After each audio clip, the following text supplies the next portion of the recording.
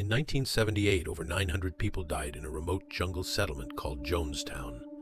Men, women, children. They didn't die in war or from disease. They drank poison on command. This was not mass suicide. This was mass murder, led by a man once praised as a prophet of equality.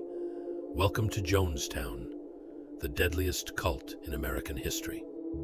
A dream of justice, a man of charisma. Jim Jones was a preacher unlike any other in 1950s Indiana.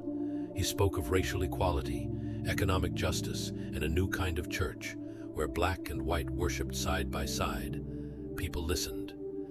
By the 1960s, he had formed the People's Temple, a movement that blended Christianity, socialism, and activism. Jones didn't just talk about justice.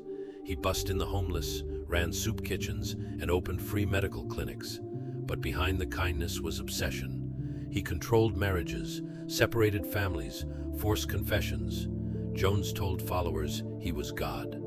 The road to isolation. As media scrutiny grew, Jones moved his followers to California. There, his church grew to over 20,000 members. But whispers of abuse and coercion never stopped. In 1977, fearing an expose and legal action, Jones led his most devoted followers, over 900 people, to Guyana, South America. He promised a paradise, a socialist utopia, free from racism and capitalism. They called it Jonestown, but it was no utopia. Life in Jonestown, a cult in the jungle. Jonestown was surrounded by dense jungle. Armed guards stood watch. Passports were confiscated. Letters were censored. Loudspeakers blared Jones's voice, day and night. Food was scarce. Sleep was rare. People worked 12-hour days under brutal heat, then sat through nightly sermons that lasted for hours. Jones grew paranoid, often drugged and delusional. He staged white nights, drills simulating mass suicide. Followers drank liquid they believed was poison to prove their loyalty.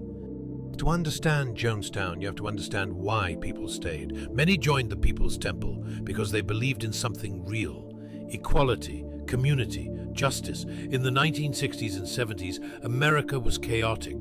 Racism, poverty, war. Jim Jones offered an answer. He called his followers family. He said he would never let them suffer again, but he used love as a leash. People were isolated from their families, told to distrust the outside world. Criticism was met with shame.